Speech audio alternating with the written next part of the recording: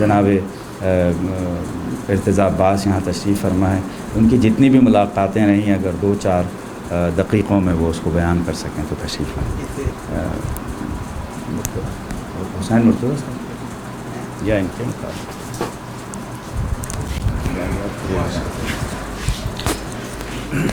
بہرحال میں تو شرکت کے لیے حاضر ہوا ہوں یہاں پر، اور جناب اسد حریف صاحب قبلہ کی موجودگی میں جو ہے اس سے فائدہ اٹھاتے ہوئے جناب مولانا مرتضیٰ حسین فاضل صاحب قبلہ کی جو خدمات ہیں وہ میں اکثر بیان کرتا ہوں۔ ابھی میری نظر سے ایک مقالہ بھی گزرا، غالباً ایم فل کا ہے، ایم فل کا مقالہ ہوا ہے جامعہ کراچی سے، اور غالباً خلیل صاحب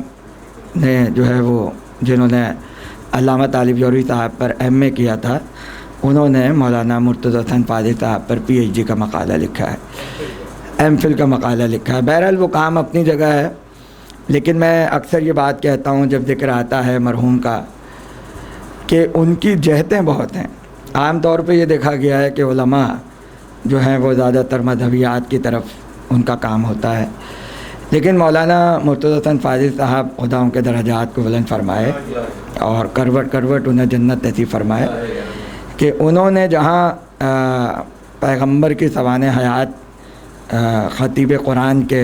عنوان سے لکھی، یعنی قرآنی آیات سے سیرت رسول کو انہوں نے ترتیب دیا، جو کہ ایک بہت منفرد کام ہے۔ اور اس کے علاوہ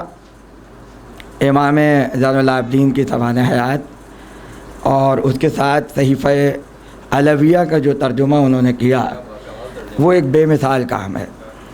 اور ایک بہت ہی نایاب کتاب جو کتاب المومن، جو کہ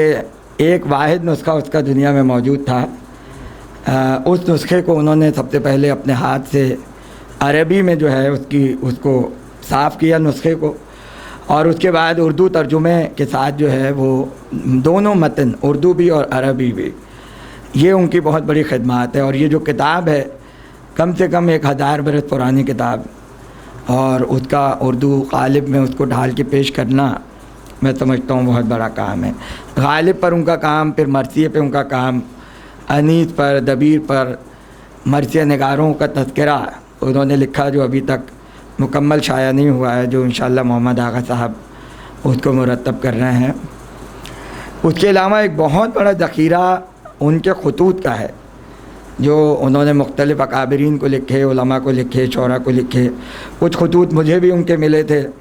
جو انہوں نے مختلف علماء کو لکھے، وہ میں نے محمد آغا صاحب کو اس کی نقل جو ہے وہ فراہم کر دی تھی۔ تو وہ خطوط، پھر ان کے مقالے، پھر مضامین، ایک سمندر ہے، اور حیرت ہوتی ہے کہ ایک اکیلے شخص نے جو ہے وہ محدود وسائل کے ہوتے ہوئے اتنے کام کیے،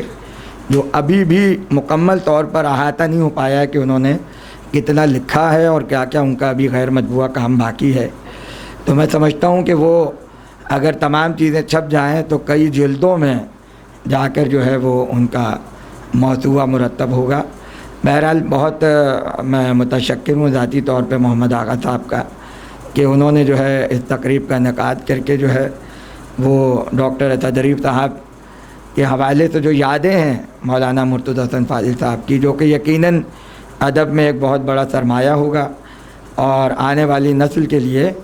بہت کام کی چیز ہوگی، انشاءاللہ لوگ اس کو سنیں گے۔ بہت شکریہ آپ کا۔